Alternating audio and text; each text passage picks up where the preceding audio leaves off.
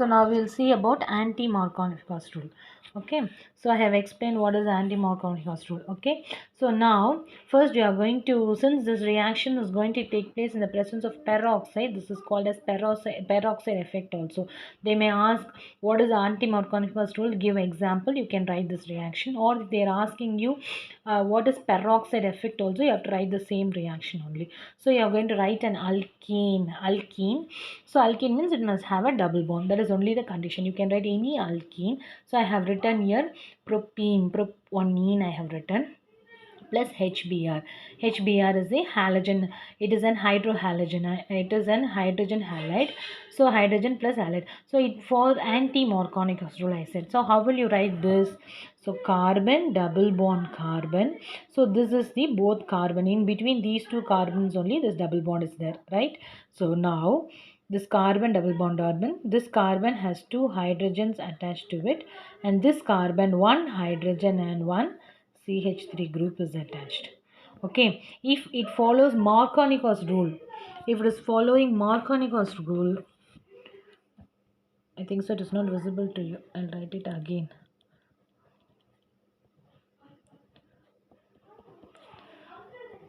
So understood how I have written this? So if it is following Markovnik's rule, then this hydrogen must be attached to the carbon which has more hydrogen. Here only two hydrogen is there. Here one hydrogen and one CH3 group. The bond is between only carbon and carbon, not carbon and hydrogen. In the carbon kuda than 3 hydrogen is attached, but this carbon only carbon is attached and one hydrogen is attached, right? But here two hydrogen is attached. So if it is following Markovnik's rule, this hydrogen must have come and combined here, and this bromine must have come and combined to this carbon. But since it is anti-Markovnik's rule, the hydrogen goes and attached to the carbon which has a lesser number of hydrogen atoms, and this bromine goes and attached to the carbon which has more number of hydrogen atoms. So you get CH3, CH2. See here one H. Hydrogen goes and attached to this carbon. So we get here CH2 and we get here Br. So one bromopropane only is the product, since it follows anti-Markovnik's rule. I hope you understood this. Okay. Next we are going to see about the Karash reaction, Karash addition reaction. So the same reaction, if it is taking place in the presence of metal catalyst, it is a free radical. If the free radical addition reaction is taking place in the presence of a metal catalyst, it is catalyzed by a metal, then that reaction is called as the Kyle-Rasch addition. They have just given an introduction of this reaction for you. They have not given you any reactions or not. They have not explained in detail. Just they have given introduction. So if the free radical addition reaction takes place in the presence of a metal catalyst across this CHCl3, this X stands for halogen only. Here Cl3, here also it may be any halogen group only. Okay, it may be Cl or Br or Bi or F. So if the free radical addition reaction is taking place in the presence of a metal catalyst, it is called as the Kyle-Rasch addition reaction. Okay, this is just an introduction given in the book. So next we are going to see about the addition of sulfuric acid. So this is also an important reaction. Okay, addition of sulfuric acid. So you can write any alkene. They have taken here as a propene, that is proponene as a reactant, plus H2SO4, hydrogen sulfuric acid. This is okay. So this how it will split, H plus and H plus one H is gone, means here HSO4 minus you will get. So this is the split, both will be split like this only. I am going to write this HSO4 minus as OSO2. O, if it is coming here, it is OSO2, and another who goes and join with H, so OH. So this only I have split and write here. If you write, you will understand. Okay. So if it is and the hydrogen goes and split like this only, then the reaction is carried out. What will happen? See here, the double bond will break here. Here only double bond is there, right? So the double bond breaks, the H goes and attach here, and this OSO2 OH goes and attach here, right? You get a compound, that is 2-propyl. In propyl group, second carbon, So in second carbon, this hydrogen sulfide group is attached. So it is 2 propyl hydrogen sulfate group. Then it undergoes hydrolysis. When it undergoes hydrolysis, what has happened? CH, you will get an alcoholic group, and the sulfuric acid which you add here will get in the product, right? So CH3, CH, CH3. This OH will be attached as H2SO4 will be formed as the product. You will get 2-propanol as the product. If you hydrolyze, you get an alcoholic group. Okay, so this is the addition of sulfuric acid. Next, this much time we have seen the addition reactions, right? Now we are going to see about the oxidation reaction. Okay, first is oxidation with cold dilute alkaline chemophore. The other name of this is the Bayes reagent. So write the addition oxidation reaction with Bayes reagent also. You have to write the same reaction only. Okay, you can write any alkene, CH2 double bond CH2. This is an alkene plus H2O. So H2O in the presence of oxidation means O you have to write. So in the presence of cold alkaline KMnO4, in that temperature is very important, 273 Kelvin it forms. So thus OH goes and attached to both of this carbon atom. You get ethane 1, 2. Since it is a single bond, ethane 1, 2 diol. Okay, so రెండు OH is present. So it should not be written, it is not a substituent, it is an functional group. OH is a functional group, all group. Since both 2 is present, diol in first and second carbon, ethane 1, 2 diol, and you get a dark brown precipitate, that is nothing but manganese dioxide. So what is the reaction going to take place here? So you get an alkene. In the alkene, you are going to add cold alkaline KMnO4, right? Cold alkaline KMnO4, it will be purple in color. In that, the manganese will be present in oxidation state of 2 plus. Okay, so when the reaction is being carried out, you get a dark green precipitate when the reaction is going to be carried out. That is in the reaction is in the middle state, intermediate will be formed. That time the manganese will be in the 6 plus oxidation state, so it is dark green in color. So after the H2O is completely added to this, you get the reaction being completely carried out. It will be completely, the reaction will be carried out. That time you will get this ethane 2 diol, and you'll get a dark precipitate. So after the reaction has been completed, you get a brown precipitate. That time the Mn will be changed into +4 oxidation state. Here the manganese in +2 has been converted into +4 oxidation state. So it is purple color. First it is purple color, it is changed into a dark brown precipitate. So this indicates that the manganese, it is in the +4 oxidation state, right? So this is an important reaction. You have to read the reaction with Bayes reagent. So next is we are going to carry out the reaction with acidified KMnO4. Here is alkaline KMnO4, here it is acidified KMnO4. You have to read it clearly. Okay, so now I am going to take another one alkene. So it is 2-methyl prop 1-ene. See, second carbon methyl group is attached. So 3 carbon is there. So prop double bond. So ene first carbon. So it is 1-ene. 2-methyl prop 1-ene is acidified KMnO4 means acid group is present. So H plus will be present here, right? So here alkaline means OH will be present. So here when the H plus is active here. Here when the it is OH is active. Okay, so it is alkaline KMnO4 means OH minus will be active here. Here when H plus will be active since it is acidified KMnO4. Okay, so when you are adding, you get the hydrogen you will get an CH3. See, the same CH3 will be present here. The CH2 will be reduced to double bond. Double bond O, it will be reduced. So it is propan 2-one. Okay, since it is an ketonic group, one will be the suffix. Okay, so 1, 2, second carbon, so 2-one. 1, 2, 3 is a numbering, so second carbon is 2-one.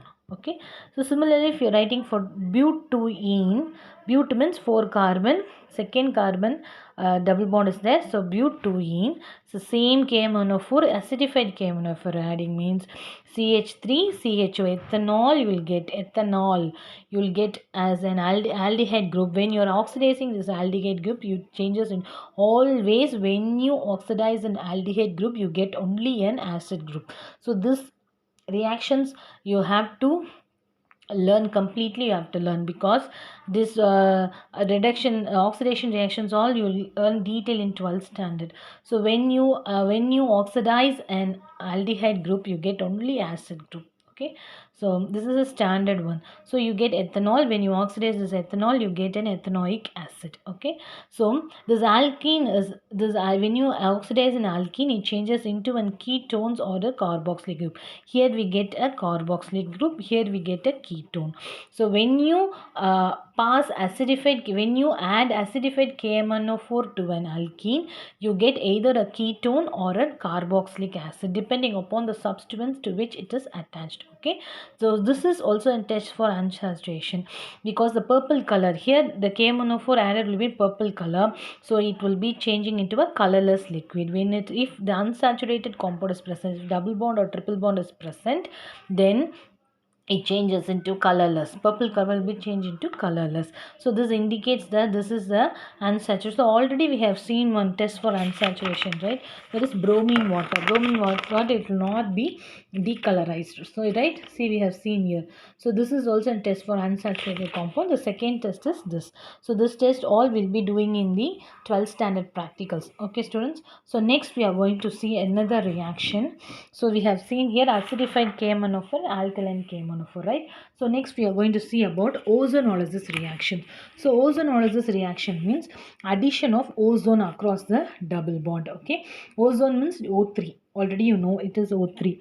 Okay, so this reaction has been taking place in the this reaction is taking place to form smaller molecules. So you can form smaller molecules when you ozonolysis, when this ozonolysis reaction is taking up, is taken across this double bond. Okay, when it is taking also across this alkene group. Okay, so I have taken alkene, this is ethene I have taken. So I have to ozone means O3. I'm going to add ozone to it. That time the double bond breaks, and what does it do? Completely the double bond removes, and O will be, one O will be attached to the top, the two O's will be attached to the below. You get ethane ozonide, ethene ozonide you get. And when you cleave, when it is hydrolyzed in the presence of zinc, when this is hydrolyzed, when this ozonoid compound is hydrolyzed in the presence of zinc, you get two molecules of smaller compound, that is two molecules of formaldehyde. That means the cleavage is going to happen here. Okay, the cleavage will happen here. That time CH2O you will get. Okay, so cleave will be happening like this. Here the cleavage will be happening like this. So CH2O, CH2 molecules of CH2O and CH2 will get, that you can write CH2. This is formaldehyde. So here cleavage across, occurs like this, and you get two molecules of formaldehyde. Okay. So similarly, for another example they have given you, they had this propanene. Here we have seen for ethene 2 carbon atom, here 3 carbon atom, propanene. So the same ozonolysis reaction has been carried out. That time the same, the double bond, the ozone will add only the reactions, whatever reactions it may be, it takes place across only the double bond, because double bond only it is very active, right? So the double bond only, the reaction takes place only about across this double bond. That same here, one oxygen will be attached, here two oxygen will be attached. This is propene ozonoid, this is ethene ozonide, this is propene ozonoid, this is highly unstable. So what does it, when you perform hydrolysis in the presence of zinc, the cleavage happens like this. You get CH3 CHO, and the same CH2O. That is why you get two molecules, that is one molecules of formaldehyde and one molecule of acetaldehyde. So here we get, since it is across the symmetric carbon, both across the double bond, same group is present, right? So you get the product also 2 moles of same group, 2 moles of formaldehyde. But here see, across the double bond, here H2 is there, here CH2 CH3 H group is there. So you get formaldehyde and acetal, two different groups you get. So this is also an important reaction. Ozonolysis is also an important reaction. Okay, so this reaction is, why do they use this reaction to know the structure, to identify the structure of an alkene or alkyne, whether alkene is present or alkyne is present. Okay, where the double bond is present, where it is position of the double bond. Okay, it is used to test whether it is an alkene or alkyne, or and it is also used to detect the where the double bond or triple bond is present. Okay, so this test only they are using to detect the alkyne and alkene and alkynes. Okay, so next you're going to see about the last reaction, that is polymerization reaction. So this polymerization reaction is important reaction, and it is the polymers means they are combining of many polymers, means many smaller molecules combined, they form a polymer. Okay, so they very smaller molecules combine n number of smaller molecules, it is called as a polymer. Okay, when you say n number of so when you say any n number of any compound, it may be a CH2, CH3 group, anything you say, n number, any number, many number of small molecules combine to form this polymers. Okay, so the reaction which is carried out in this such compounds is called as a polymerization reactions. Okay, in alkenes, this polymerization reaction, it takes place at higher temperature and pressure, and in the presence of any catalyst. Okay, in the alkenes. Okay, so this takes place only at higher temperature, we have to heat it to high temperature, then you need a suitable catalyst to carry out this reaction. Without catalyst, this reaction will not be carried out. Okay, so first you see ethene, it is n ethene, because n number, I said no, polymer means they have a n number of small molecules. So this is a smaller molecule, n number it is attached. Here also many will be attached, here also many will be attached. Okay, so n in ethene. So this n stands for this normal. I have said, what is iso compound and what is n. This is n, it is normal chain compound. So it is heated in a red hot iron tube at 873 Kelvin, and the product we get is a n. So here many number of groups will be attached here. Okay, this is a polythene or it is polyethylene. What is the name?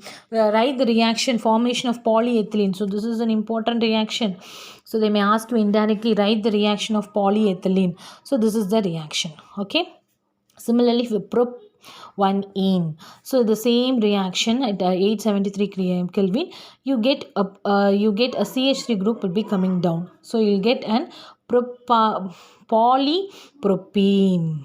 Okay, so n number of groups will be attached here and here also. Similarly for styrene, CH2 double bond CH, here C6H5, one benzene group is attached here. It is a free radical polymerization reaction.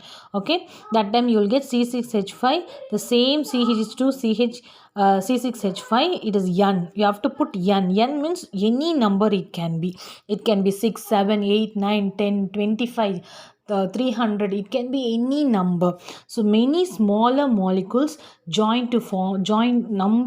many number of smaller molecules combine to form a polymer. So n number of this ethane group combine to form a polyethylene. Many number of this prop-1-ene group combine to form a polypropene, polystyrene. So n number of the styrene group combines to form a polystyrene. So I hope all of you understood, students. If you have any doubt, you can ask me. Thank you.